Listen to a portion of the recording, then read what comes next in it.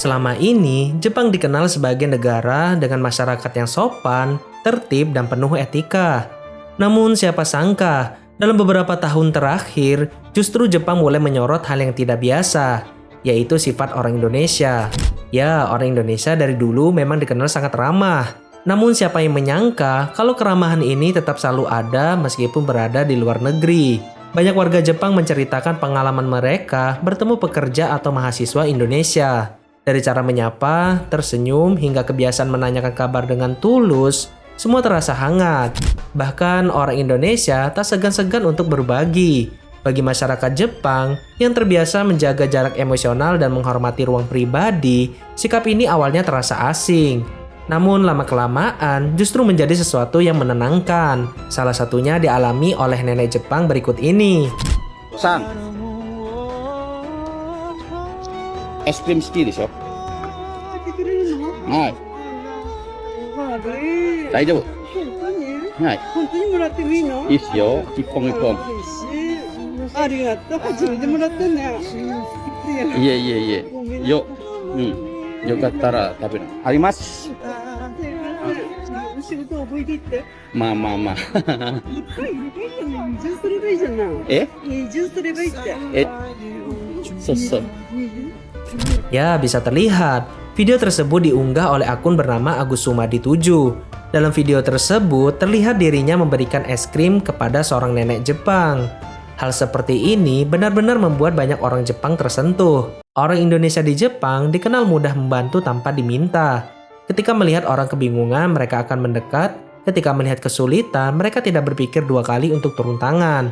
Yang membuat warga Jepang terkejut bukan hanya bantuannya, tetapi ekspresi tulus yang menyertainya. Tidak ada kesan terpaksa, tidak ada harapan imbalan. Beberapa media Jepang menuliskan bahwa kebaikan orang Indonesia terasa hidup dan hangat. Berbeda dengan kebaikan yang dilakukan karena kewajiban sosial. Hal ini membuat banyak warga Jepang merasa dihargai sebagai manusia. Bahkan karena saking luar biasanya kebaikan orang Indonesia, salah satu media Jepang menyoroti ketika sekelompok pemuda Indonesia menolong seorang lansia. Dan karena peristiwa ini, pemerintah setempat memberikan penghargaan kepada pemuda tersebut. した女性を協力し合って救助したインドネシアの技能実習生5人に森山警察署から感謝状が贈られました。感謝状が贈られたのは、竜王町にあるダイハツ工業滋賀工場に勤務するインドネシアからの技能実習生ヌルファジュリ・アグスティアンさんら5人です。5人は仕事が休みだった先月14日の午後1時半ごろ、安市内の安川で釣りを楽しんでいたところ、付近の橋の上から60代の女性がおよそ15メートル下の川に落ちるのを目撃しました。5人のうち3人がすぐに水深1メートルほどの川に入り、残りの2人は周辺の人に事情を告げるため奔走。110番通報を依頼するなど、迅速な連携で女性を救助したということです。 Perasaan saya yang pertama kaget, kemudian terus sontak saya langsung menolongnya gitu.